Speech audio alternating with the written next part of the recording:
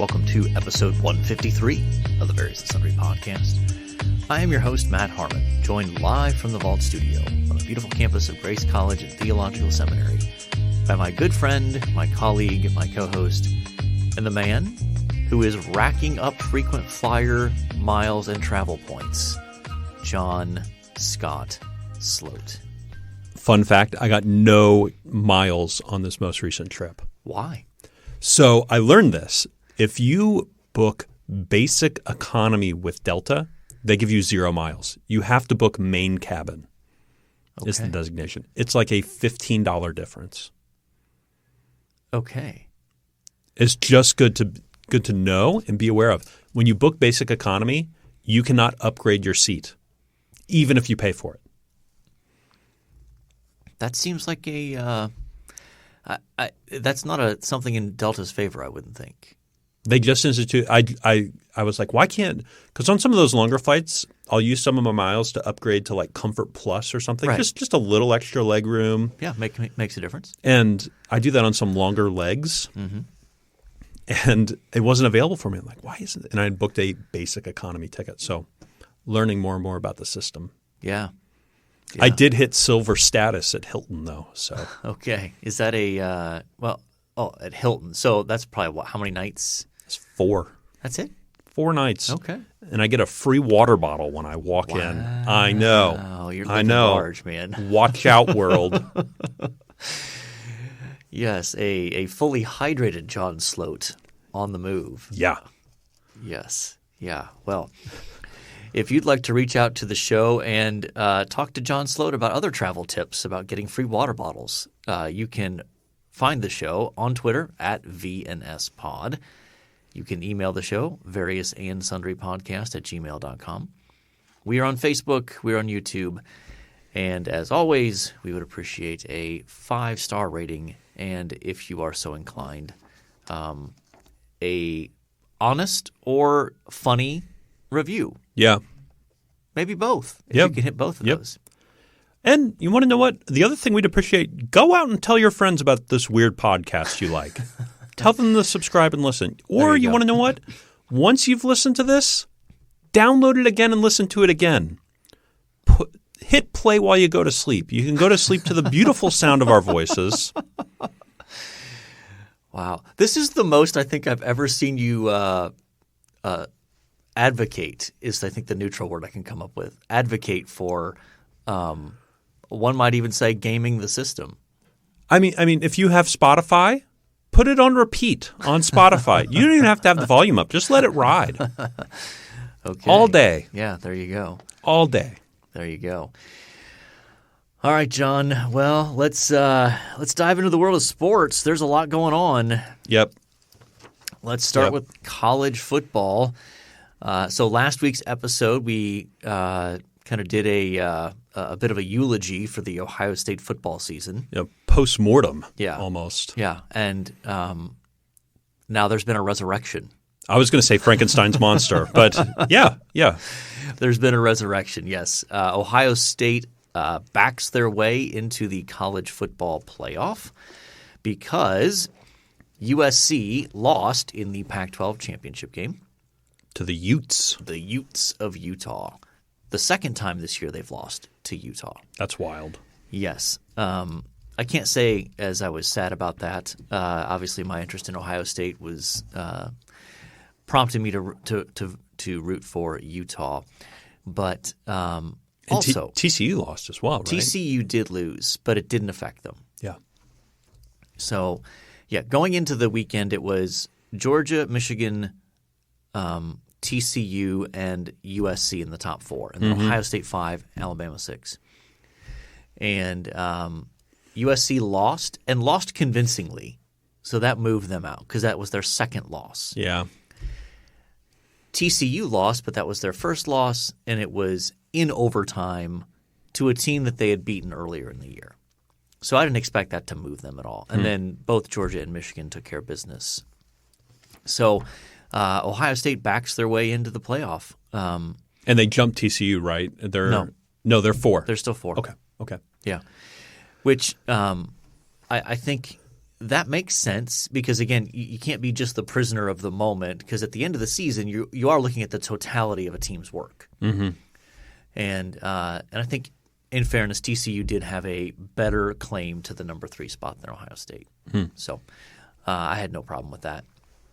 I also think that the committee was probably trying to avoid putting 2 teams from the same conference in the semifinals against each other. You heard the committee came out and said that was never discussed in their meeting, which I think those is a lie. Those people are liars. Yeah. Those people are liars. I'm on board. I endorse that message. There is no way that was never mentioned. Yeah, And I totally agree. The most positive spin I can put on that is they didn't have to mention it because everybody in the room already had the assumption working. You know what I mean? Oh, yeah. Like you can go into a meeting like, well, we never talked about that. That's because going in, everybody was on the same page, so you didn't have to talk about it. So anyway, so the college football playoff is set. Georgia plays Ohio State in the Peach Bowl in Atlanta, so basically a home game for Georgia. Yeah, that's a home game. I mean, the tickets are split evenly, so it's not like it's going to be like a 90% Georgia crowd, but still. And they deserve it. As the number 1 seed, they deserve that. Sure. And the opening line was around 6.5, I think. Georgia by 6.5. Michigan and TCU, that line was around 9 points. Michigan favored by 9. Okay.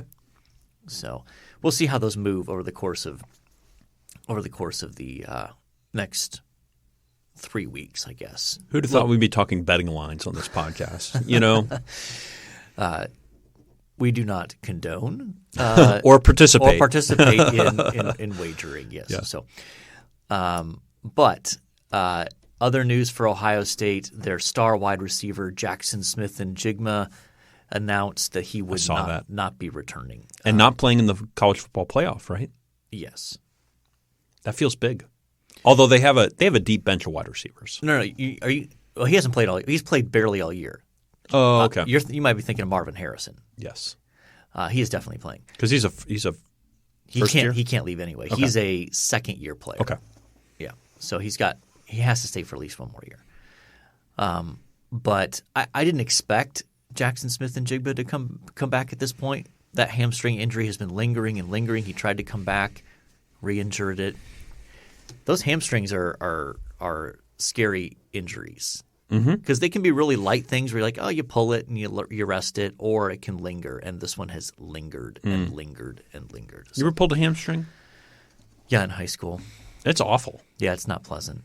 It's just terrible. It's not pleasant. So, so that's college football. I have mixed feelings about – I mean, this is a chance for Ohio State to get some redemption. They can salvage their season. Yeah.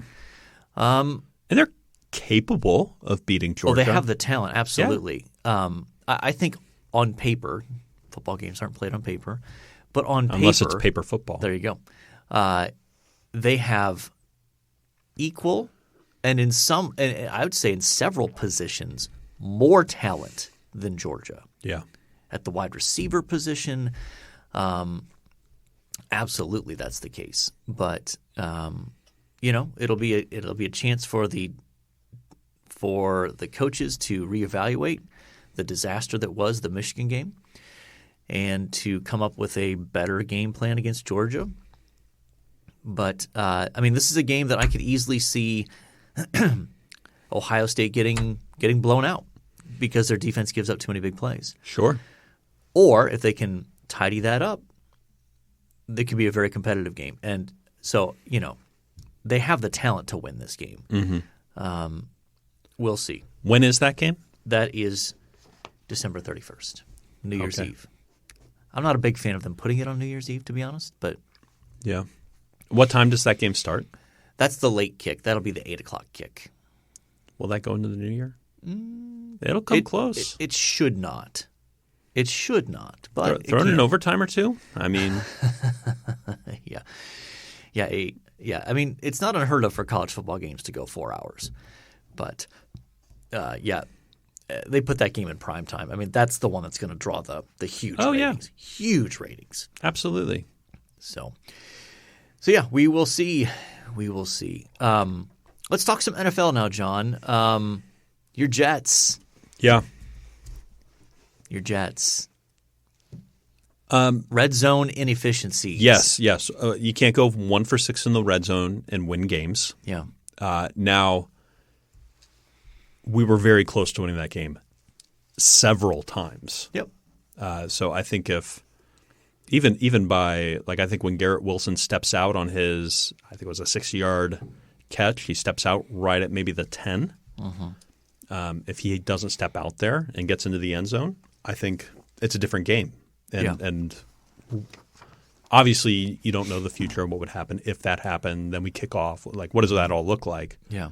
But I think if we score one of those long touchdowns, I think it's a totally new ball game. So, yeah, we still played well against a very good team.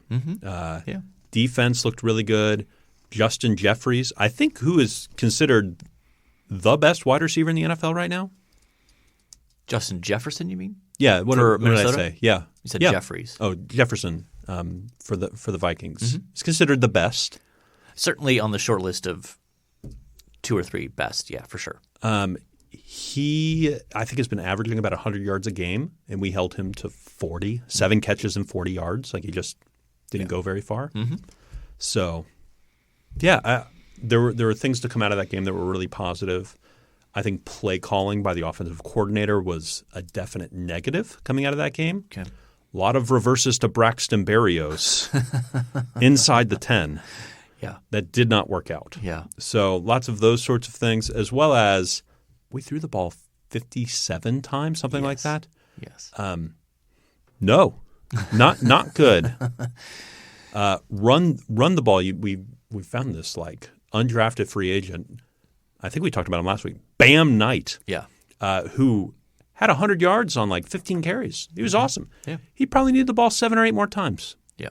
And a couple end arounds to Elijah Moore, things like that. I think would have been a better use of play calling. So yeah, that's what I'm criticizing in that game. Defense looked good, and the decision to go for it near midfield, late first half. How'd you feel about that? I wasn't crazy about that, but the defense held up, stopped them. I think they got a field goal.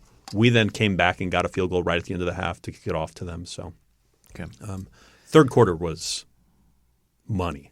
Yeah. I mean, 2 3-and-outs by the Vikings, and we had 2 field goals. And Garrett Wilson, man. Yeah. He's putting up numbers. He's putting up great numbers. Well, he's got a quarterback who's let me do what I can to just get you the ball. And so how sold are you on Mike White being the answer?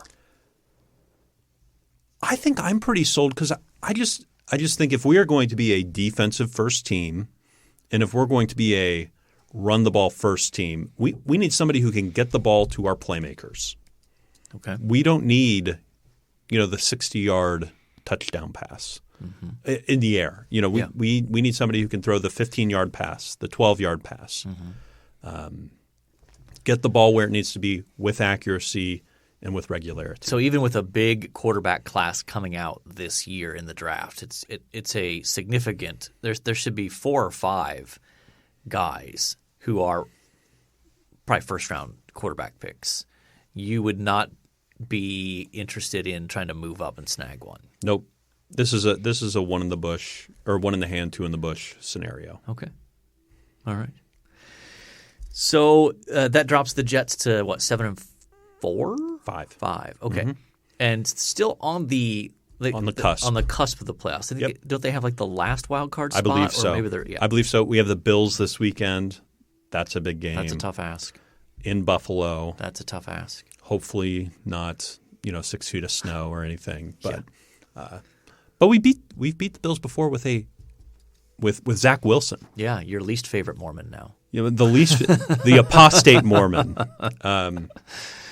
Yes. So overall, I think I came into that game going we're a good football team, and I think we're going to be tough through the rest of the season. Yeah. After that, we do have the Lions and the Jaguars. Those should be 2 very winnable games for us. Yeah. Bills, I think, will be a good game. All right. And potentially on TV here for a third week in a row, which I'd be excited about. Yeah. Yeah. So what about World Cup? You been watching World Cup? I woke up Saturday morning and watched the World Cup. Mm-hmm. I watched the USA. I don't watch other teams as much as I enjoy soccer. Yeah. But I watched USA. I thought we played really well. I thought, and this has been a problem throughout the tournament, our defense has been lackluster. We got that Zimmerman guy back there. There's a man bun and doesn't look like he knows what he's doing back there and did not look good. But I think there's reason to be encouraged. It's a very young team. Yes. And 4 years from now, the World Cup is in North America. Yeah. You know, who has the stadiums for that, Matt? Remind me. Yeah, it's the U.S. It's the U.S. I mean, realistically, they're going to throw one group down in Mexico City probably, Yep. and one group up in Toronto, maybe Toronto, Montreal. I don't think they'll go to Montreal. Calgary, maybe. Okay, and then British Columbia somewhere. Vancouver. There's the word I'm looking for. I need to know Canadian geography. I don't. But that's a surprising gap in American. Well, you want to know what? I've never been to Canada. Really? Ever?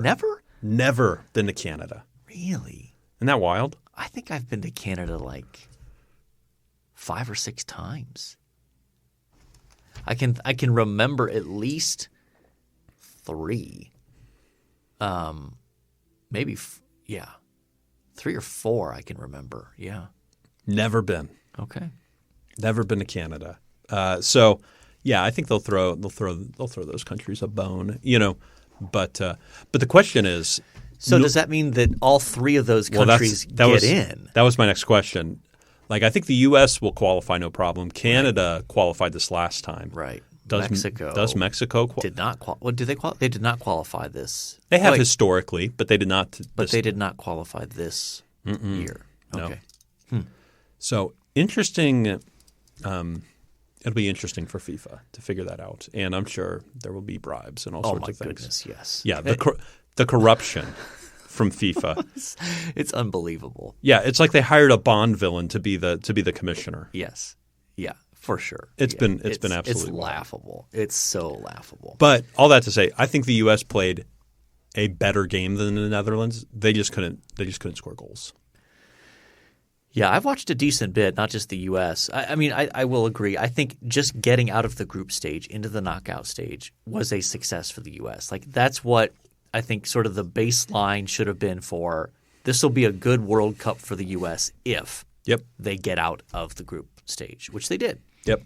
And, you know, the Netherlands is a good team. It's a good quality team. Historically, good team. And Germany didn't advance. Belgium didn't advance. Those are both teams that are much higher ranked than the U.S. in the World Soccer rankings. France didn't even make the tournament. So, yeah, I mean,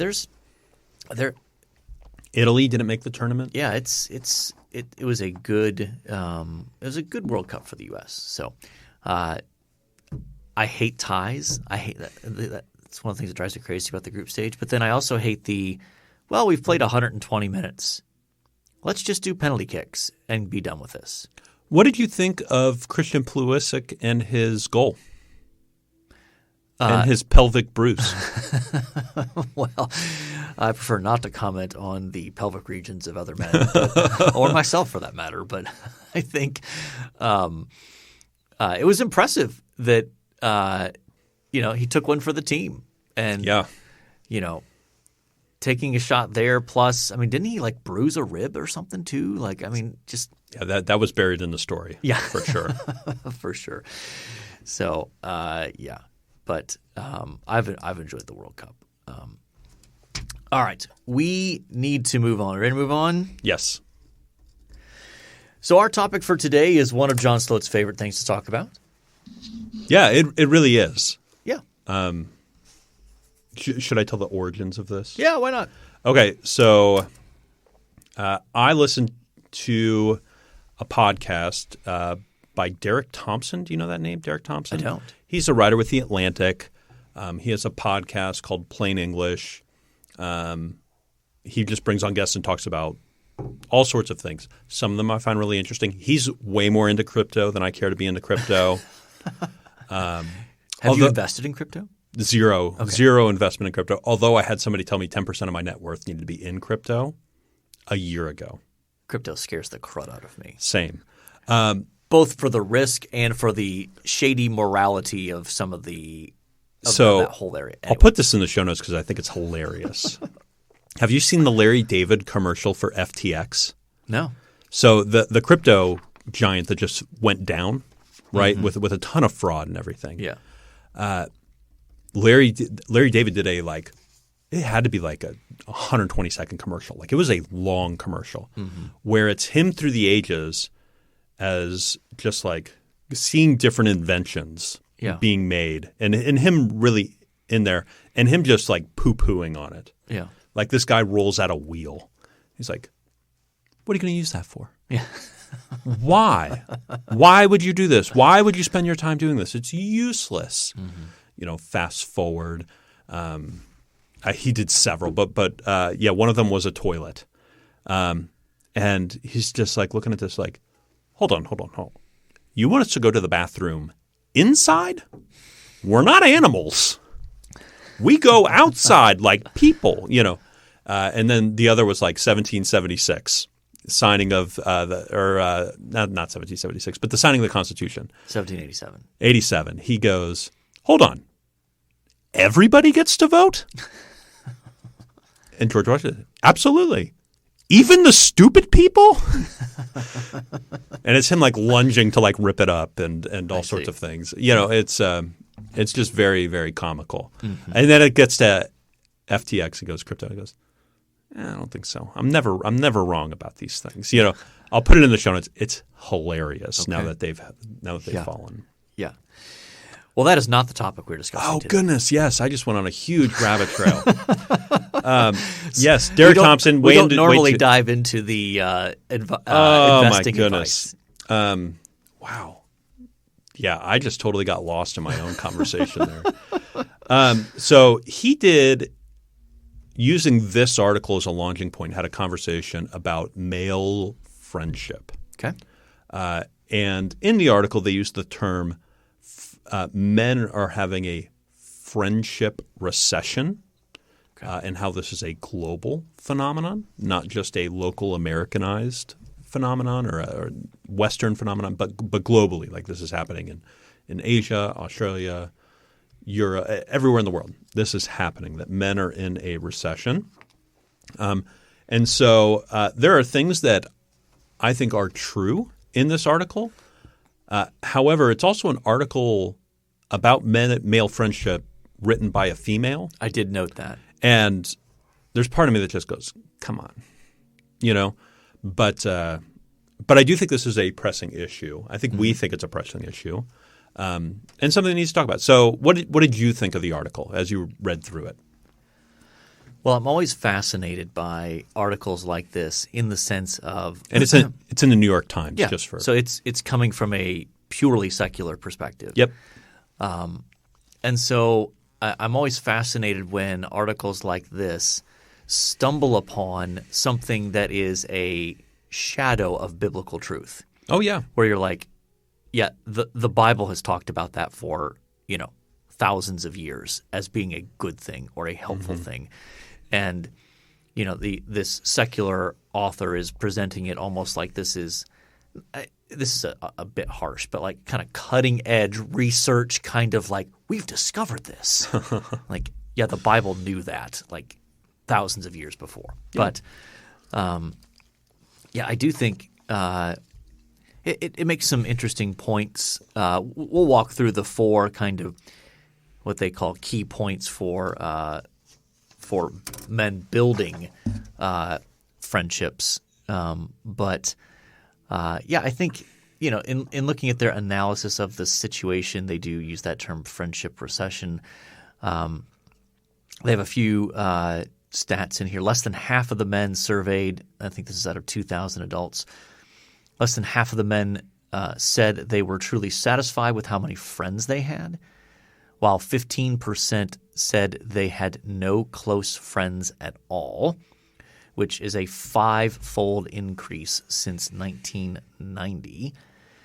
And then the survey also indicated men were less likely than women to rely on their friends for emotional support or to share their personal feelings with them. That's news to nobody. Mm-hmm. That last part there. Yeah. Everybody knows that. Mm-hmm. So did any of those stats surprise you? No. I think you and I have done some reading on this and have kind of been like, yeah, this is true. Like, yeah. I see this with family members. I see this. I can even see the desire for this or the tendency for this in my own life, where sort of friendship is sort of receding into the background. Yeah, I think. I mean, this is a broader comment on friendship than just specific to men. But I think, early in your life. So in high school, you think, I'm going to be friends with these people forever. And then you get into college and you're like, no, these are the people I'm going to be friends with forever. And then you get, 15 years removed from college and you're like, maybe you've hung on to a couple of those college friendships at some measure of distance. And that's it. And I think the older you get, the harder it becomes to form friendships. I think that's especially true for men, but I think it's true across the board. And, one of the interesting dynamics that I think is lost in the whole friendship thing is I think it can be challenging for couples to form couple friendships because inevitably, there's a disparity there. Either the guys really click and the women are like, well, yeah, we enjoy each other. It's not like they don't like each other, but it's like they're not naturally close. Or it's the other way around, where the women are close and the guys are like, yeah, I guess I don't mind talking to him, but I don't want to go out of my way to spend time with him. Yeah. And that can make some of those dynamics challenging even just as a couple to socialize with other couples. Absolutely. For real. Yeah. And so, some of that dynamic is there as well. But let's dive into their suggested fix for this. They make 4 suggestions. She makes 4 suggestions. There you go. The author is Catherine Pearson. So, which okay. I just know nothing about. No, I don't know anything about her either. So, first suggestion: practice vulnerability, even if it makes you uncomfortable. What were your thoughts on that one? Well, in the article, she sort of downplays sort of the strength, competitiveness, stoicism. I'm not a big fan of downplaying those things. Like, I think those things tend to be, not absolutely, but tend to be in men, and I think can be a bond-forming sort of thing. So I don't like the downplaying of that. Generally, I think sharing with other men is a good thing for men to practice. Some of the foundational assumptions she has of what that means, I think I struggle with a little bit more. But being able to dialogue with men and share what is happening in life is ultimately a good thing. Yeah, for sure. I flagged the same thing there in terms of I think we can encourage the practice of vulnerability with other guys without downplaying pursuit of strength and even appropriate competitiveness and appropriate stoicism even. Yeah, for sure. I don't think it's an either or. I think it can be a both and. Sometimes these pieces, so like there's one line where they're interviewing a chair of a psychology department, and they go, well, if you look at little boys, they tend to do this. I was like, that feels really armchairy to me. Yeah. That feels like you're just looking for some confirmation there. So I'm not crazy about sort of those confirmation bias moments. Yeah, for sure. I think this is where and even the suggestions, one of the lead suggestions, one simple way to practice being emotionally unguarded is to tell your friends how you feel about them. You're shaking your head. When I first read that, it reminded me of the Seinfeld episode where Jerry suddenly gets emotional, right? Where he actually taps into his emotions and he's telling George, "I love you, buddy," and George is getting super uncomfortable. Yeah. And finally, what shakes Jerry out of that like weird, like sappy, very emotional, oversharing kind of mode is when George like completely opens up to him and shares all his like darkest fears and all that sort of stuff. Everything I'm capable of, Jerry. That's right. And you see this change on Jerry's face, and he's like, "Well, good luck with all of that." I think you scared me straight. Yes.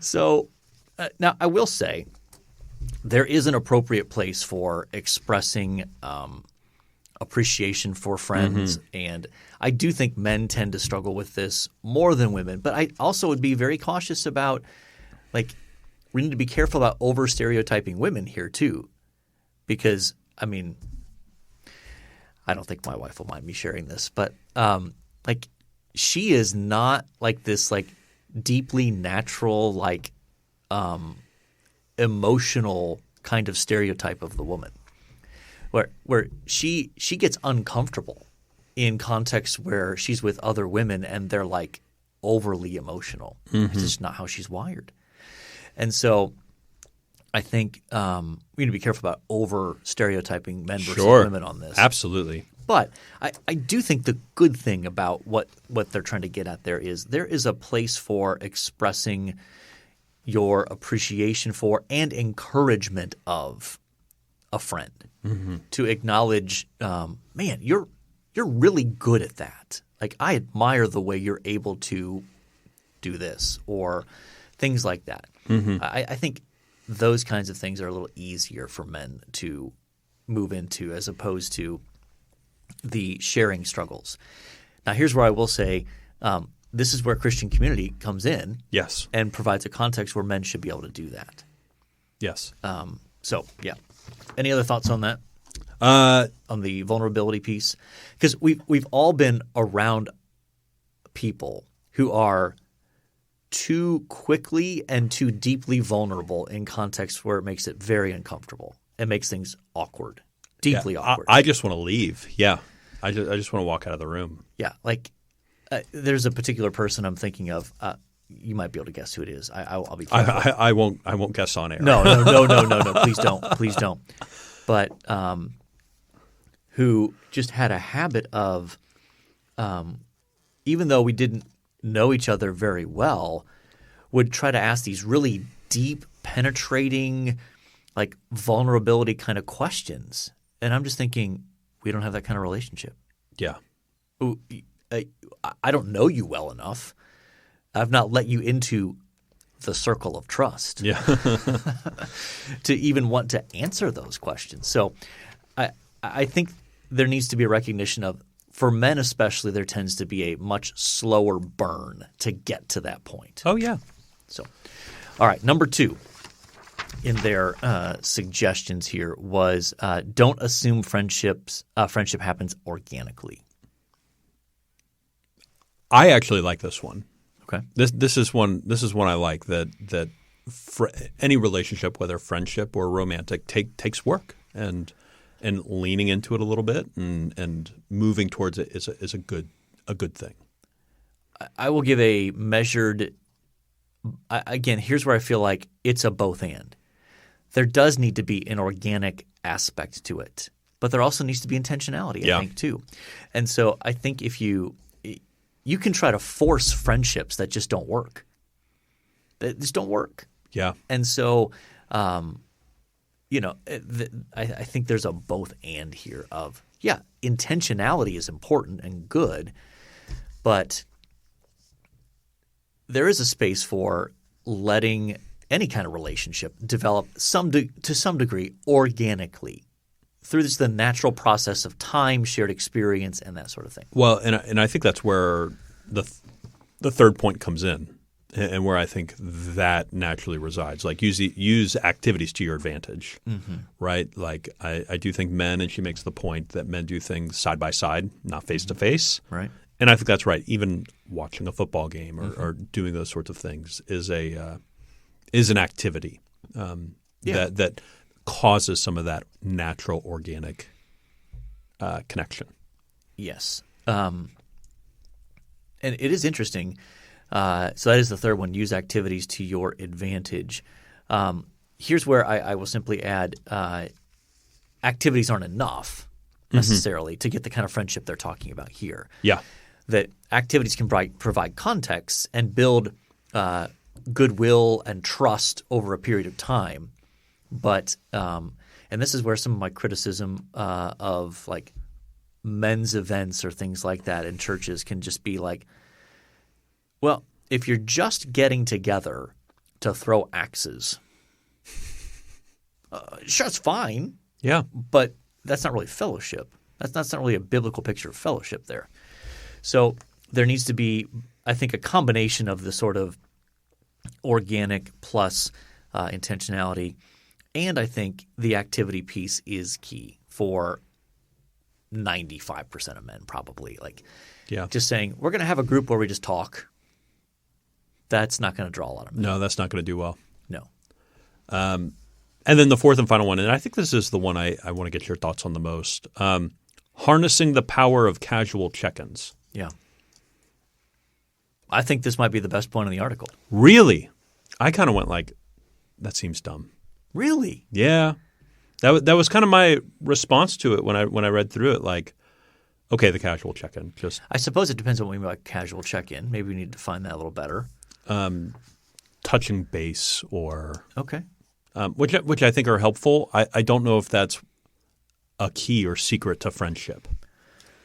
Well, but it keeps the connection alive, I think. And I think I'm thinking more in terms of long distance, sure, as opposed to close proximity. Okay. So and you know who the king of this is? Nate in Ohio. Nate in Ohio. Yeah, he's the king of this. That's true. And that's part of what has maintained that friendship. And it's not the only piece of that. I mean, I have substantive conversations with Nate in Ohio over all sorts of things, whether it's ultimately silly things like sports or like, hey, what's going on in your life? How's your health doing? Like, substantive things where it's like, those matter.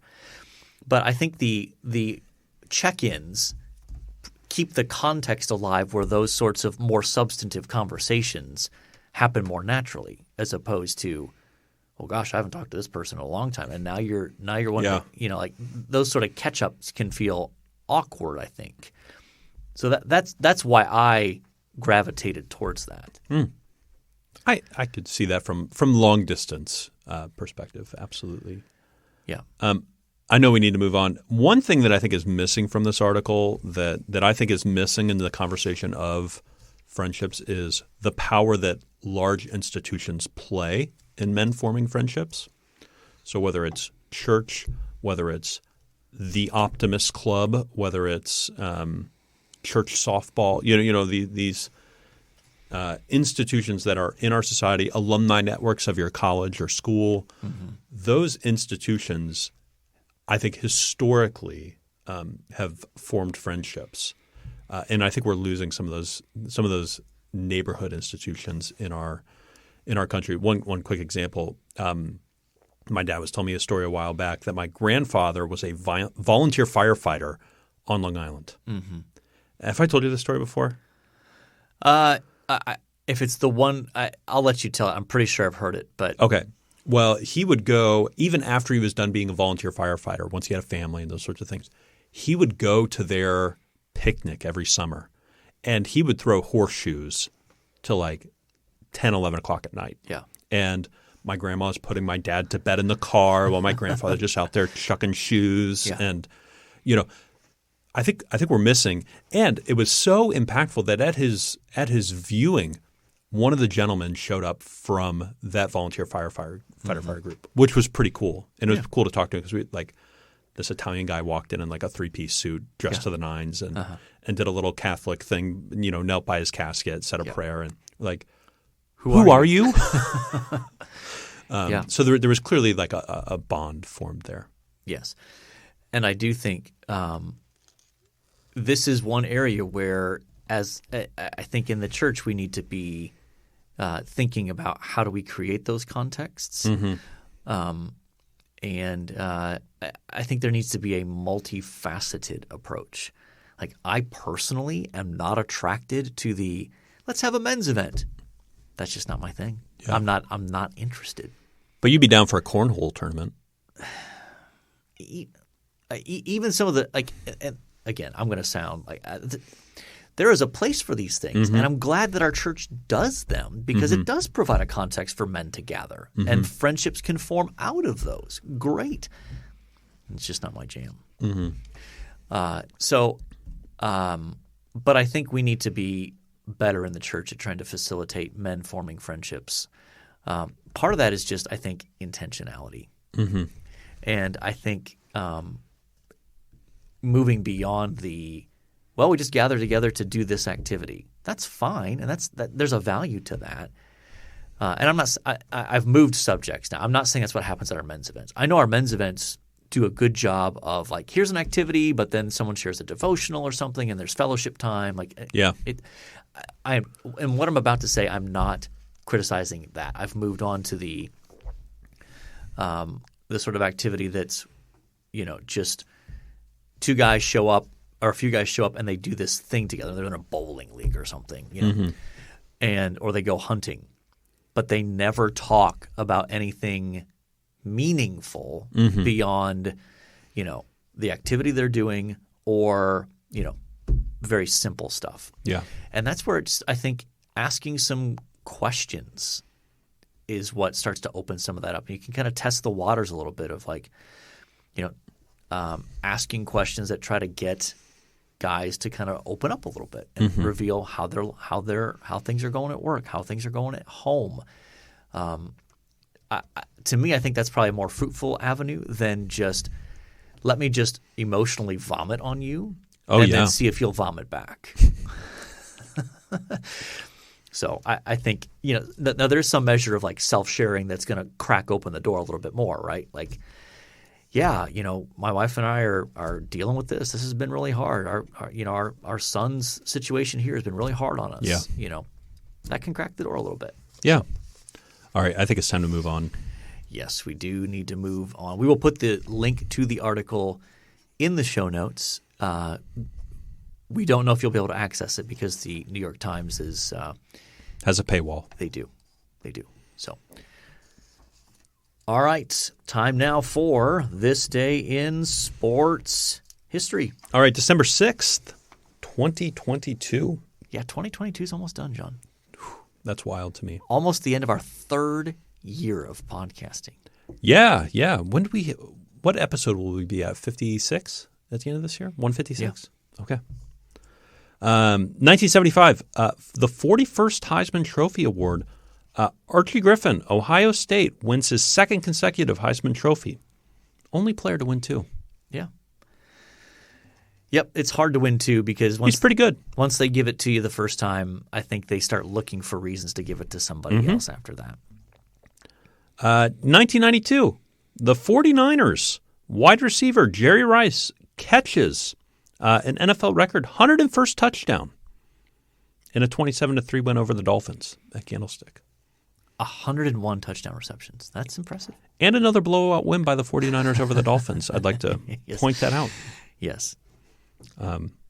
Another on the same day in 1992. Big day for San Francisco. The San Francisco Giants signed record $43 million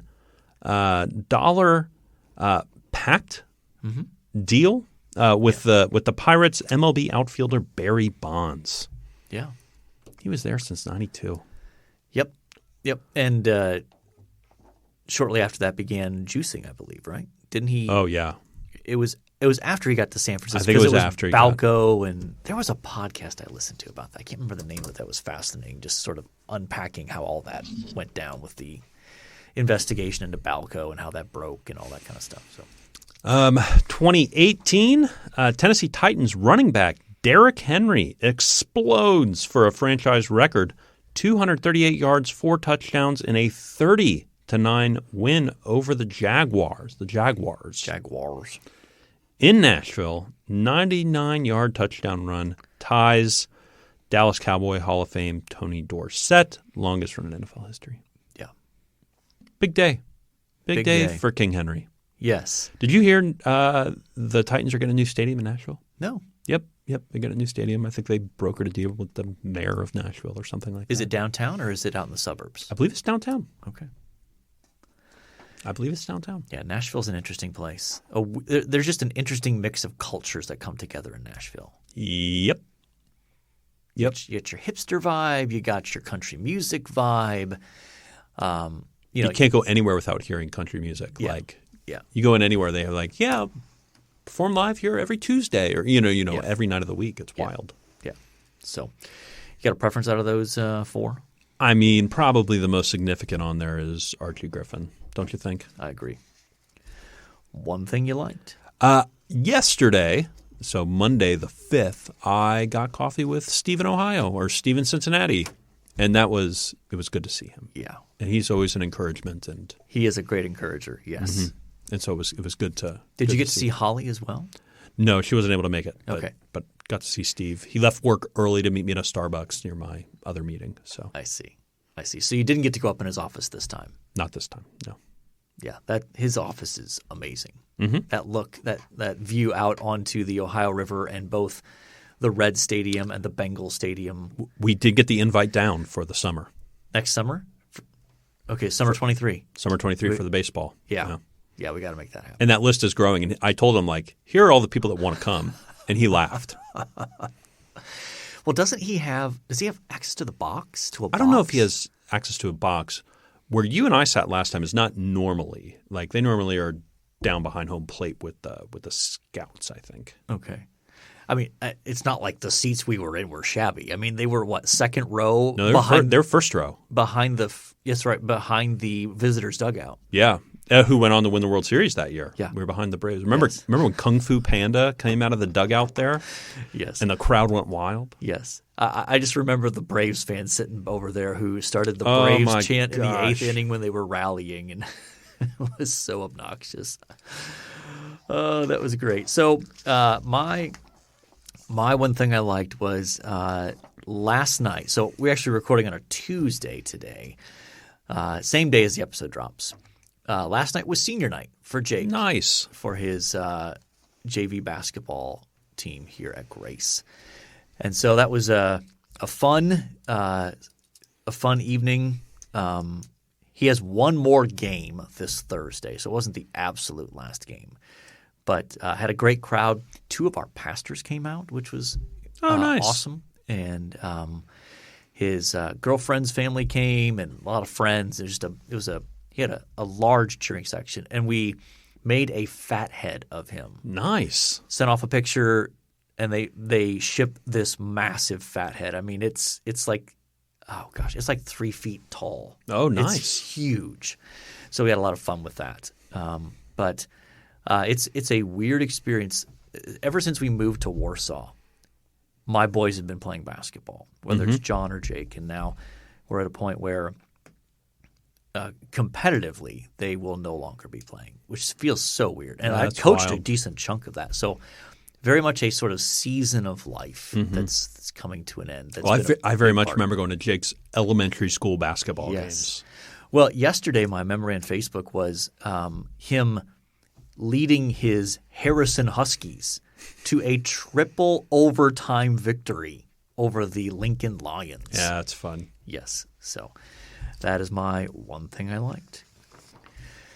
Well, we've got a long time here today, John. We had a lot to talk about. We talked college football playoff. We talked your travel tips for racking up nights at the Hilton. And warnings about Delta and their shady practices when it comes to you just have to know the mileage. trick. Okay. You just have to know the trick. Okay.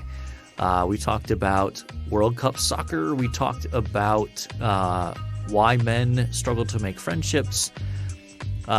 We talked about Archie Griffin, the only two-time Heisman Trophy winner. We talked about Steve in Ohio. We talked about senior night for Jake.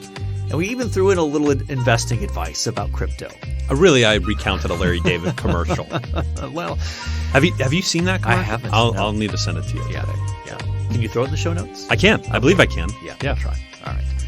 So, I think by definition, we have covered our various and sundry topics. And so all that's left to say is until next time, the Lord bless you all real good. Later.